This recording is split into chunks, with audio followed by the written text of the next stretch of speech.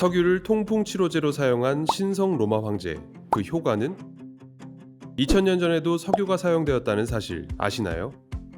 고대 로마 유적에서는 아스팔트로 만든 도로 유적이 발견되기도 했고요. 지붕이나 배에서 물이 새는 것을 막기 위한 방수제로도 활용이 되었다고 합니다. 19세기 중반 석유가 상업적 생산을 시작하기 전에는 석유가 세계 여기저기에서 여러 용도로 사용되었는데요. 우리가 예상하지 못했던 곳에 석유가 다양하게 사용되었던 과거 시절, 웃지 못할 스토리를 소개해드립니다. 16세기 스페인이 황금을 찾아 남미를 식민지로 정복하던 시기에 있었던 일입니다. 오늘날 주요 산유국 중의 하나인 베네수엘라에 거주했던 인디오들은 스페인 정복자들이 들어오기 전에 이미 석유를 다양하게 사용하고 있었는데요.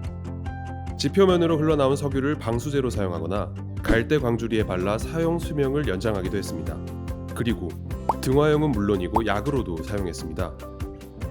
베네수엘라에 온 스페인 정복자들은 원주민들이 사용하는 석유를 목격하고는 놀라움을 금할 수 없었죠. 1526년 곤잘로 페르난데즈 데 오비에도 이 발데스라는 긴 이름을 가진 이 사람이 스페인에서 출간한 책에 남미 석유에 관한 이야기가 기록되어 있습니다. 인디언들의 역사와 자연이라는 이 책은 남미 석유를 유럽에 처음 소개한 사례가 아닌가 생각됩니다. 오비에도는 카리브해 도서 지역에서 금 생산을 감독하던 스페인 식민정부 관리로 남미와 인연을 맺었습니다. 그는 후에 스페인 정부에 의해 남미 식민지 역사기록관으로 임명되면서 원주민의 삶과 역사를 소개하게 되었습니다. 이 책에서 그는 석유를 탁월한 액체이고 통풍을 비롯한 각종 질병 치료에 특효가 있다고 소개했습니다. 이 책에는 석유를 비롯한 남미 인디오들의 많은 생활 양식이 소개되었는데 많은 사람들의 관심을 끌기에 충분했습니다.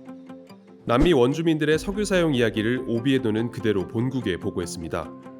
스페인 왕가는 석유가 기적의 묘약이라는 오비에도의 주장을 진지하게 받아들여야 할 상황이었습니다.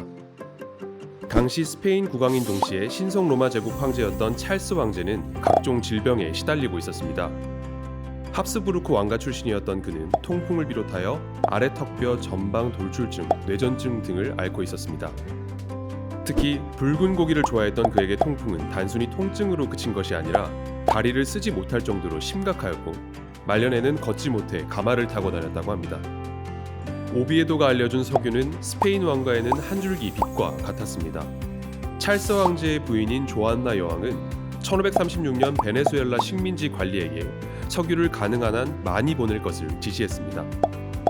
이 지시를 받은 식민지 정부 재무관은 1539년 석유를 보냈다고 합니다. 그런데 찰스 왕제가 통풍을 치료하기 위해 석유를 사용했던 것은 분명합니다만 효과를 보았는지에 대한 기록은 없습니다. 사실 그의 질병 중 상당 부분은 합스부르크 왕가의 전통인 종례 결혼에 의해 발생한 유전적인 현상으로 추정되고 있고요.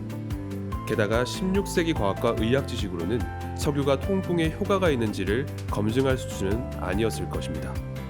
오비에도와 같은 시기에 스페인 정부의 카리브해 식민지 기록관으로 활동했던 한 관리는 오비에도의 책은 책 페이지 숫자만큼이나 거짓말로 가득 차 있다고 평가했습니다. 이 기록관의 주장으로 미뤄볼 때 오비에도의 통풍 효과 주장은 과장이 있어 보입니다. 하지만 남미 원주민들이 석유를 사용하고 있었던 점에서는 이론의 여지가 없어 보입니다.